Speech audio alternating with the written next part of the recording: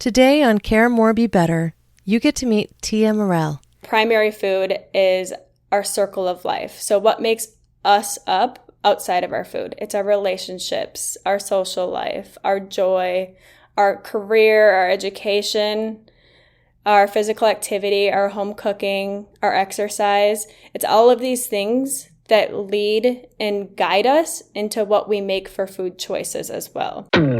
Welcome to Care More, Be Better, a podcast for people like you who care about the social impact of conscious companies and everyday heroes. Hear inspiring stories from those who put people and planet before profit and personal gain. You'll learn how you can make a difference, vote with your dollars, and get involved today. Here's your host, Karina Belizzi. Hello, fellow do-gooders and friends. I'm your host, Karina Belizzi, an activist and cause marketer who's passionate about social impact and sustainability. If you haven't already done so, please be sure to visit my website, caremorebebetter.com. You can sign up for our newsletter to be the first to gain access to our episodes and access exclusive content. You can easily browse past shows to find topics that matter most to you as well. And you'll find full transcripts, suggestions for actions that you can take to make a difference, and even make a donation to support the show. Today, I'm joined by Tia Morell, a fellow podcaster who co-hosts Obsessed with Humans on the Verge of Change. She is a holistic nutritionist and integrative nutrition health coach who's devoted to empowering others in their discovery of what foods work best for their individual makeup. She is passionate about sharing tangible steps that improve both health and overall quality of life. Tia Morell's new book, Obsessed with Mindful Eating, a heart-centered approach to nutrition, is available now. Tia, welcome to the show. Thank you, Karina. Well, I'm excited that you're here because I get to exercise my nutrition chops. I do work in this industry and have done so for the past 20 plus years. So it's right in my wheelhouse. So as we invite our listeners to care more about food choices and nutrition so we can all be better, I'd like for you to tell us what motivated you to become so interested in nutrition. Okay, so I'll kind of give you the broader picture of it and we can dive in deeper if you have any questions going from there. So currently I am empowering others to take responsibility for their own health through nutrition because of my personal journey is really what got me started. And honestly, it all started with physical appearance. As much as I wish that wasn't the way I got my beginning in this industry, it truthfully just is. I recall comparing myself physically to other people growing up, starting at a really young age, and that led into my first fad diet. And once I saw the slow progression of what a fad diet could do to me, I started understanding that I could skip meals and really restrict my food intake to have that ideal body that, what I thought was ideal at that time and what I pictured was. And so that's really when my yo-yo dieting craze kind of set in. And with all of that, there was a whole lot of self-loathing as well. I spent many years trying to fit in, like I was saying, to the point of abandoning my true self, and I was severely anxious for most of my life. And over the years, that slowly progressed into severe depression. I couldn't sleep anymore. I was having issues being constantly exhausted, even after waking up, and my doctor prescribed me countless medications to help, quote unquote, fix these symptoms I was experiencing. After many years of medications, I finally realized, wow, my symptoms weren't getting much better. All of what was happening was my prescriptions were getting increased. And so I decided to take things into my own hands, and I really started doing research of what I could do outside of medication. And that's really when I got started into my personal development journey. I realized that I could work on myself internally, mentally, versus just physically. And what was amazing is I found that through the food we do consume, how much that impacts our mental capacity and how much that impacts how we can show up in every day. And so I started diving into a little bit deeper, and I thought about going back to college, looked into that route, didn't really fit me. And so I found out this thing called holistic nutrition, and it blew my mind. I didn't know that people out there were also educated and could teach me more on the whole being of me, not just my physical appearance as well. And so that's when I started to get certifications and help others take that responsibility for their own health too. So you have me thinking about a couple of things. For one, I think a lot of women, in fact, maybe most in our culture here in the United States, experienced what you've described in some way. How extreme it was varies by individual, but the reality is most are consuming numerous medicines that are prescribed for them anytime they confront a health issue. And that doesn't necessarily help them get better, I think, as you discovered, right? But another thing that comes to mind is body dysmorphia. So I wonder if you have personal experience with body dysmorphia and if that was also impacting your progression. It definitely did impact my progression. Even to this day, I have this thing where I look at somebody else around me and instantly I compare ourselves and I'm like, we're either about the same size or I view myself significantly larger. And that's something I have to work on constantly every day. I mean, my fiance is 6 feet tall, and yet at the same time, I'm 5'4". I still think we're about the same. And logically, I know that's not true, but when I'm looking at him in person, that's what I see. And I think that it's a struggle for a lot of people because people don't have the knowledge of understanding it's a choice that we can make to look at it, like, remind ourselves that that's not true. And to be able to educate ourselves and find the right people like therapists and even just mentors out there are willing to help us on this as well. Yeah. I think this is constantly kind of reinforced through media as well. I mean, I follow all sorts of comedians because I like to laugh, right? And one of those is Jerry Seinfeld. And I remember recently I was watching an episode of Car Talk, and I can't remember which specific episode, but he talks about the fact that he sees women all the time and they seem to pair together with other girls that are around the same size. So if you see a fat girl, you see her with other fat girls. Or if you see a thin girl, you see her with other thin girls. And I just really got to thinking when I saw that episode, gosh, this is really a misogynist and really toxic perspective. For one, people are more than their skin and their body types, right? Like everybody is a little different, but really when it comes down to it, we are so much the same. And when we put all of our value basis on what is obviously just on the outside, then we're just dismissing automatically this huge part of who we are. And so I just think that this is something we all need to talk a little bit more about.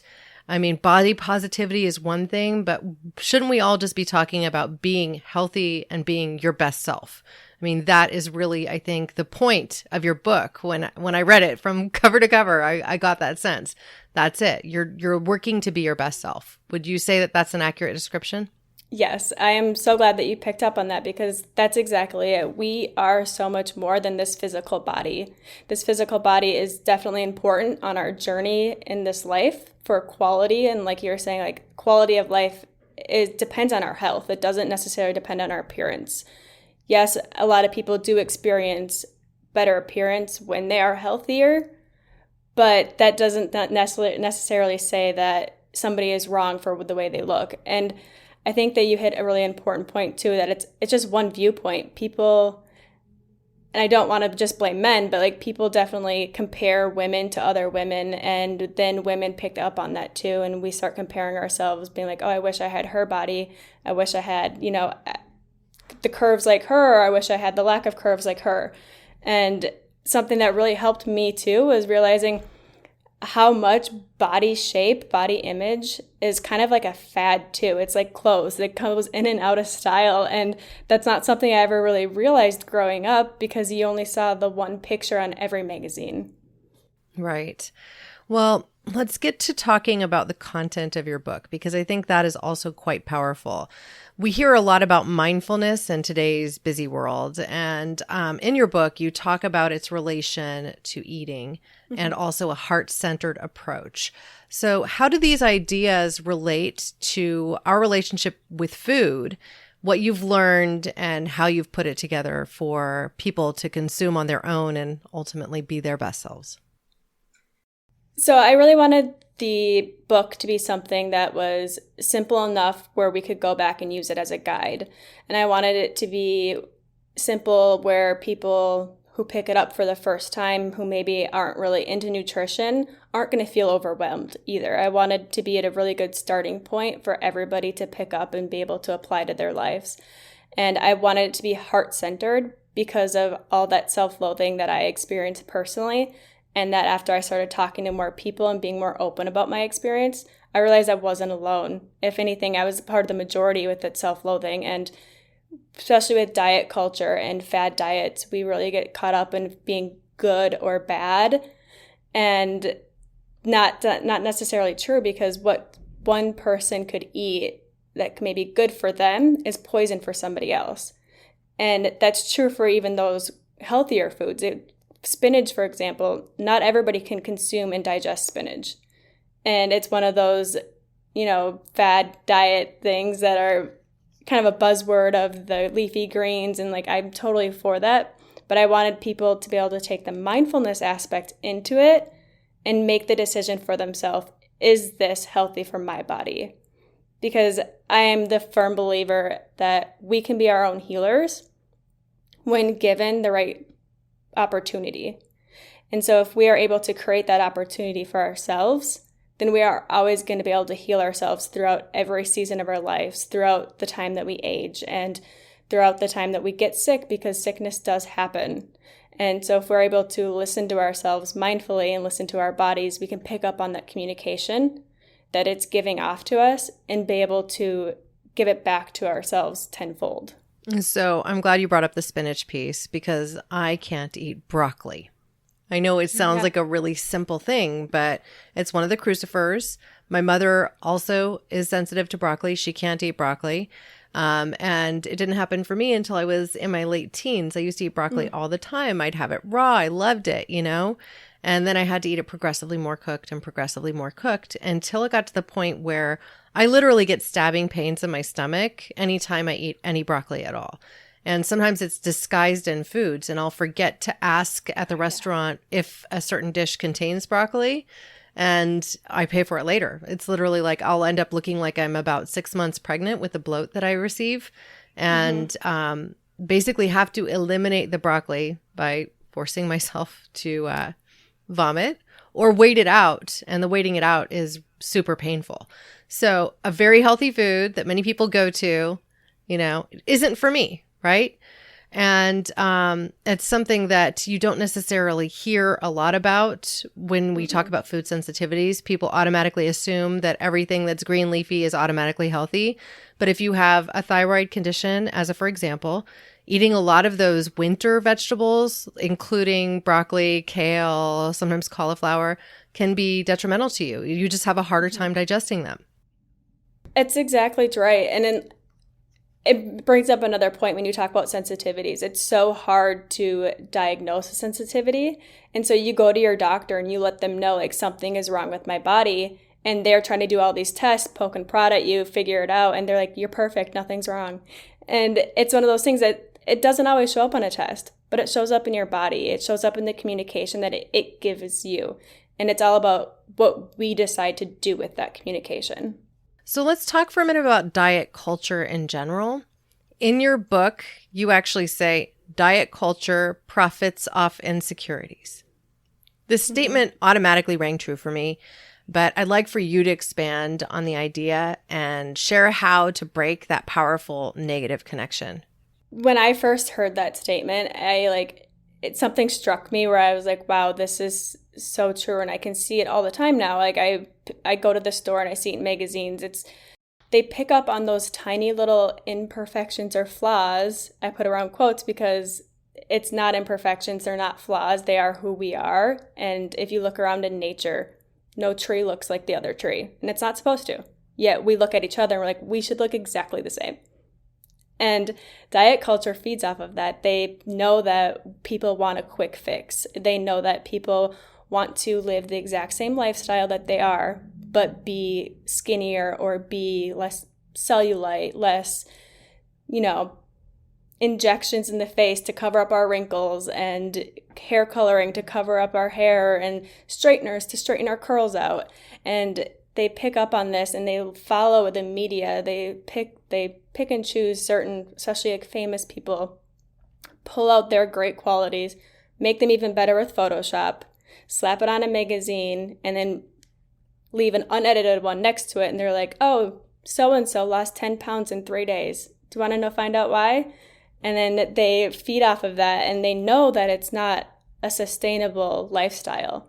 They know that that diet that they've put you on, that crash diet, is going to give you instant results, but they know that you can't sustain that for 5 years or for 10 years or into, heck, even a year. It's hard to go on one of those diets for. And so they want you to fall back and then go back onto the next diet. And it's just a cycle that repeats itself over and over again. Now, you actually worked to create a self-assessment among other tools in the book. So can you talk about that and perhaps how it would help somebody avoid the yo-yo crash diet? Yes. So I created a self-assessment just to kind of gauge where you're at today. I wanted it to be more reflective and not have it be like, this is what you should have answered, this is what you should not have answered. I wanted it to be where you could sit down and think about those questions, reflect on them throughout, either if you are setting aside time to journal or throughout the day, where you can kind of quickly pick up on, am I making this food choice because the people around me are making that food choice? Or am I making this food choice because I'm listening to my body? And I don't want to give somebody the right or wrong answer by any means, but just think about it and really marinate on it for yourself, so then you can make the next choice the best one for you. And I wanted it to be something that it's not a one and done thing. It's something that you can carry on into each season, because like you mentioned earlier, you could eat broccoli growing up, but once you got into your later teens and older, it slowly got worse and worse. And so I wanted it to be able to be carried on throughout your journey of health too, because I know that health is not a destination. It's not someplace we check off the box and move on with our lives. It's something that is ever changing, and it's something that is impacting us every day. Absolutely. I recall there was a period when I was actually in high school, around 17 years old, that I started to complain of stomach cramps. And the doctor thought I had ulcers and told me not to drink coffee and to reduce my fat intake and any acidic fruit intake to next to nothing. And it turned out it was just a broccoli, right? And so all of those other choices, the other things that the doctor recommended might have made sense for just about, a lay person, but I wasn't eating a lot of fried food. He was just making assumptions because I'm a teenager. Of course, I'm, eating a lot of fried food and drinking a lot of Coca-Cola or whatever. And I wasn't doing those things. So it's just interesting to see that your diet can and does need to change as you continue to grow older. Mm-hmm. And if you want to optimize, you can really listen to your body to get there. Now, there are 4 things that you recommend doing in the book, and you listed them simply as comparing, criticizing, complaining, and competing. And I loved these 4 C's so much. It got me thinking about my marketing classes and my MBA, because they always try to make things, an easy to remember acronym, 4 C's, 5 P's, things like that, right? Yep. But I wanted to talk for a minute about your choice of these 4 and how you think that really reminding ourselves of these 4 can help us just live a little bit more healthy. So first I wanted to do comparing, because comparing is the thief of all joy for all of us. We start comparing our lives to other people around us, people's highlight reel on social media. And not only that, but we compare ourselves to either A, who we used to be, or B, who we thought we would be at this time. And when we're comparing ourselves, we are not doing ourselves justice. We're not moving forward in a healthy manner. We are typically stuck in the past or stuck in the future, and we're not here being mindful in the present.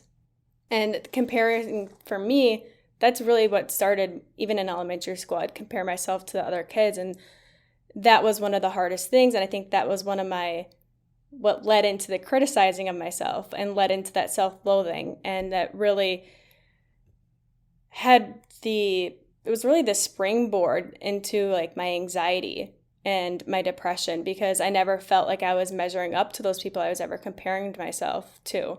And so if we stop comparing ourselves, it's a lot easier to stop criticizing ourselves and typically others, because when we're criticizing others, we're usually criticizing our own insecurities, just projecting them onto the other people, typically. And I like that you pointed out, too, that it was easy to remember, because I wanted to have those little boxes being able to pull out that people could remember the quick, either little quotes that I wanted to put in there, or the reminders, which this one was just like a quick little reminder, and reflections, like little reflection questions in the book as well. After we stopped criticizing ourselves and others, then I started to realize how much of my conversations around either health, diet, my body, my life in general at this time was all complaints. I had conversations with my friends. I would start conversations with my friends or my peers, and it would be about complaining about something. Could have been something as simple as the weather. It could have been about something, maybe I stubbed my toe on the way to work that morning. Just something so little. I did not realize how much I was complaining until I started becoming more mindful of what are my thoughts, what are my actions, what are my words. The thing you have control over. Right, exactly. And I started my gratitude practice, and that has helped me, like, beyond words could even talk, like, actually make up for it. Like, having gratitude and recognizing how often I'm complaining has really helped me in my journey and my mental health. And competing, I remember growing up, and I was never really in sports or anything like that because I was at the mindset, I'm not going to be good enough, I'm not going to be perfect, so I'm not going to try. And so I wouldn't even show up to do it. But at the same time, I would recognize myself competing with my friends or competing with myself in other areas of life. I went through extensive lengths to not be in sports, not do these physical activities because I thought that's what competition was. And then I realized how much competition I was putting myself in and others around me just by my actions, my thoughts, the stuff I have control over, like you said. And so I really wanted to stop that too and like really let myself know, where do I stand? Where is my worth? And recognize that my worth has never come from doing those 4 C's, has never come from comparing, criticizing, complaining, or competing. My worth was inherent. I was born with it, and it's in me always, no matter what. As my husband is often fond of saying, it's not a competition. I'm innately competitive, and I think you probably resonate with that too, where it's just you're always trying to be a little bit better. I mean, I even named my podcast Care More, Be Better, right? It's an invitation, but it's also a challenge. And so I think so much of just how our society is set up is around that construct. So knowing when to compete and when to say this isn't about that, I think is really critical. I think you're spot on. It kind of goes back to what we were saying earlier too. We tend, especially as women, I think we tend to compete against each other based on our physical appearance, based on our accomplishments and stuff that it doesn't actually matter at the end of the day. We need to put in perspective what does matter and who matters too, and always recognizing it's up to us. And I totally agree with you. Like, I want to be better today than I was yesterday. That is my goal every day. But doing it from an approach of love instead of an approach of like intense competition is the key for me. Absolutely. Now, another thing that really struck me in your book, I was reviewing it just with a nutritionist mindset, right? I'm not a nutritionist myself, but I've worked for 20 plus years in the field of supplements, which is really closely tied to nutrition and learning about nutrition that entire time, right? And so you mentioned primary foods.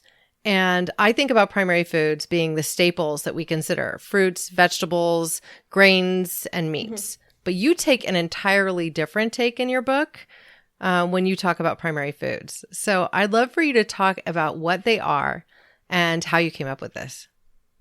Primary foods was one of the core concepts that I learned through IIN, and that's where I got my integrative nutrition health coaching certification. And I absolutely loved it the first time I heard it because I never had heard about primary foods taken on this role either. I was with you, Karina, with, okay, that's probably my staples, right? And then when I learned more about it, they're like, yes and no. So what they call secondary food would be the food we consume. And primary food is our circle of life. So what makes us up outside of our food? It's our relationships, our social life, our joy, our career, our education, our physical activity, our home cooking, our exercise. It's all of these things that lead and guide us into what we make for food choices as well. So a lot of the time we think that we are constantly reaching for sugar because we just love sugary stuff. And in reality, a lot of times is we're missing or we're lacking in one of these areas of primary food that are pushing through these cravings and that are having us make these food choices that we typically wouldn't have if we had all of these areas in our life become more satisfying. And so in my book, I have the exercise in there using the circle of life. And what you want to do is put a dot on the line being on the outside, very satisfied, on the inside, dissatisfied. And after you go through the 12 areas, you connect all of your dots and it makes a picture of a circle, which is never actually a perfect circle for anybody's life at a given time because we're humans. It's not supposed to be perfect. But what we can do is pick out one or maybe two areas at a time that we see a lack in and decide what can we do to increase our satisfaction in that area or two and start implementing small steps towards that. And once we do that, what I found really cool is that, first of all, you start making better choices for your body, physical food-wise, with our secondary food. And we end up actually increasing our satisfaction in all of the other areas at the same time as we're just working on one area. Because it can be very overwhelming to be like, oh my gosh, there's 12 areas I need to think about of my life. And so I wanted to break it down. Like, don't think of them all at the same time. Pick up a small piece, and guess what? That overflow inevitably goes over to the other areas, and your whole life just becomes more satisfactory to you. And then we can kind of reduce those cravings, make better food choices, and really live a life that we love. So I think one of the things that keeps people from really trying to attack their diet is that it can seem overwhelming. They know what they should eat versus what they shouldn't for the most part. Most people basically understand I should be getting healthy fats. I shouldn't eat fried food so much. I should maybe eat more raw foods like green leafy vegetables and fruits. I should reduce my consumption of meats, especially fatty meats and processed meats, and maybe even trend towards a more flexitarian, vegetarian lifestyle. I mean, those are the basics, right? Like real top line. But eating that way often takes more time in preparation, more time in cooking, more time in food selection. So I noticed at the finish of your book that you have actually shared a few recipes. So I was thinking along the lines of a couple things. You shared some recipes, you shared some helpful tips, you shared some affirmations. So I wonder if there is a particular affirmation that, first of all, you might call your favorite, and also a particular recipe that you might also call your favorite that, wouldn't take more than about 30 minutes to prepare and cook if it's cooked. So my whole thing is simple and making it fit into your current lifestyle, because if you would have met me even 5 years ago, you would have been shocked that I am where I am today, because I did not like cooking. I actually hated it. Or at least I thought I hated it, because what I came to realize is when I'd go online, I would find these recipes, and these recipes would be 4 pages long. You get the backstory of the author, you get the backstory of all where the food comes from, you get everything. And it's just daunting and it's intimidating. And then you look at the time and it's supposed to take me 95 minutes to prep and then another 45 in the oven. And that's what really turned me off. And so what I wanted to add to the back of the book were some simple recipes that are my go-tos. And my favorite ones are the food templates, because I personally, like I said, don't like following recipes. Honestly, I'm a pretty lazy cook in that way. But the food templates are great because you can switch it up. You can follow the same template every night and eat a different meal with different flavors. And what I like to do is start with a grain. So whether that be rice or quinoa or couscous, I pick some type of grain that I want for that day or for that meal. And then I pick a couple of vegetables I want to roast. Typically, I do sweet potatoes. That's just what I've been craving lately. So I've been doing sweet potatoes and maybe broccoli or cauliflower, carrots with it. And then I saute up some onions and mushrooms, maybe some bell peppers. And then I add some leafy greens. Fresh arugula is one of my favorites because I just love the taste, or fresh kale, and it adds another texture in it. And I mix it all together. And do not undersell the importance of spices and herbs. Like those two things I never really understood before I started making different meals, but I'm like, these are amazing. I don't know why my herb pantry was not stocked for the longest time. And so being able to just top it off with that, and if you really are, some people be like, that's too dry for me, don't be afraid to add a little bit of dressing on there, some fresh lemon, some olive oil, anything like that, just to switch it up as well. And that typically doesn't take very long, and also why I like it is because you can cook in bulk. Cook one time, eat 2 or 3 other times. And it really can, especially the go social lives that people do have. I know it's starting to come back around now, but people are busy, and so they don't have time to cook dinner every night. These you can throw in the oven to warm back up if you have glass containers, or you can even put them in the freezer, and you can freeze them and then warm them back up before you eat them, because if you always add that fresh leafy green, it tastes like fresh again. It tastes like new. It tastes like you just cooked it. And one of my favorite affirmations, I think, that has been helping me at least lately is, I'm getting closer to achieving my goals every time I put in effort, no matter the outcome. Because I used to be really hard on myself when I would set these high goals, especially when I was on like yo-yo dieting and thinking that I was trying to get healthier again. I would set these lofty goals, and then I just wouldn't achieve them, or I'd fall off the quote unquote wagon by Wednesday and be like, well, it's already ruined. I might as well just ditch the whole week. And so reminding myself I'm getting closer every day, no matter the outcome, because I only can control my input. I can't control what actually happens from it. This is just that reminder, and it helps encourage me every day to keep going and keep reaching for those goals, even when the outcome's not exactly what I pictured. Well, I'm glad you mentioned falling off the wagon, because I do think food in a way can be an addiction for people too. Mm-hmm. So for instance, I was a smoker. I was a smoker for 16 years, a long time, from 13 to 29, right? And when I finally decided to quit, it was because I didn't want to be a lifelong smoker. I knew it wasn't healthy for me. I was active. I was into athletics and all those things, but I still smoked, right? And I was going to get married, and I didn't want to spend the rest of my life as a smoker. And so I kind of drew a firm line in the sand. And when I failed, the thing that helped me to stay focused was forgiveness. I would forgive myself for the misstep. If I'd bought a pack of smokes, I would pay it forward to somebody else that was a smoker that would otherwise just be buying them right away anyway, and say, I may have slipped, but it's okay. Today's a new day, and I'm still on the right path, which sounds like it's similar to the very thing that you're talking about. Like you're a day closer to your goals. You're on the way. So I just appreciate that so much. It's exactly it. It's reminding ourselves like we are taking steps to where we want to be. And each step, no matter how small it might feel, is another step closer. And those small steps are what builds up in the long run to make those big leaps.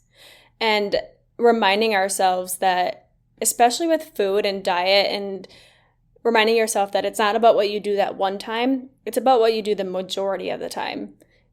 No person wins off of all the votes. We just want a majority of the votes.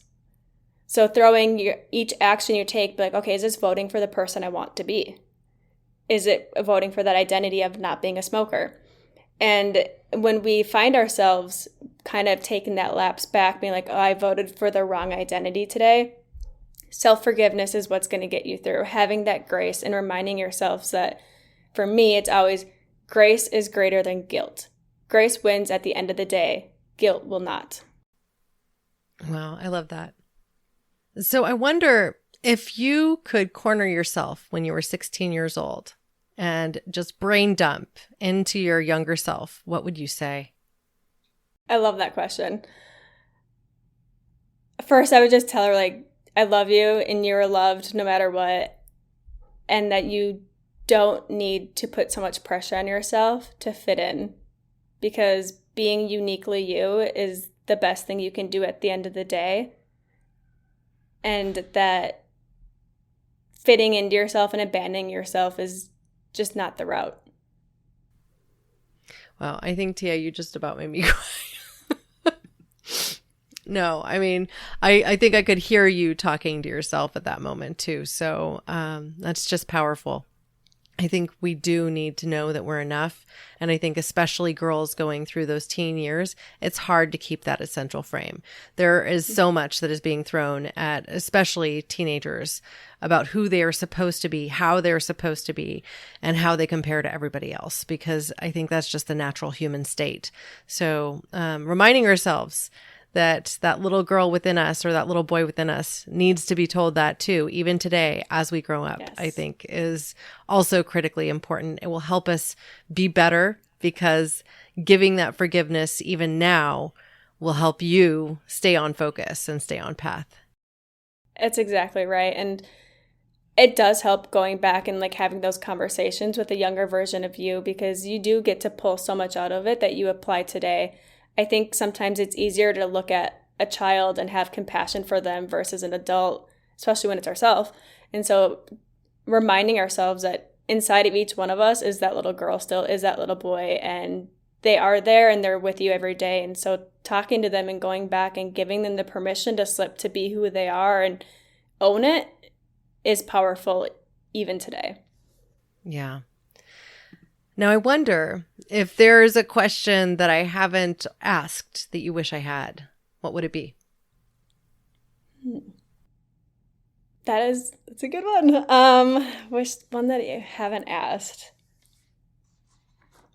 I think talking about the ripple effect that taking responsibility for your own health has, because that was something I didn't expect. Now looking at the action that the people in my life that are closest to me are also taking is incredible, just because they could see the difference within me. It's not even something that I had to bring up to them. They could see the difference in me, and it's made them want to make different choices and ask me more about what's going on. And now they want to educate themselves and dive in deeper to see how they can take responsibility for their health. Wow. Well, I think you just answered my last question really too, because my last question is if you could leave our audience with one message for why they should share or for why they should care more about nutrition, what would it be? And I would think it's that ripple effect. It is 100%. Yeah, so really great. Now, before we close, I'd like to know if there's a specific charity or cause that you support that you'd like to bring to our audience and to me. Yes, I would love for everyone to look into the earthconsciouslife.org. They have a ton of resources from being able just to donate to different causes and getting involved in wherever you can, depending on where you live.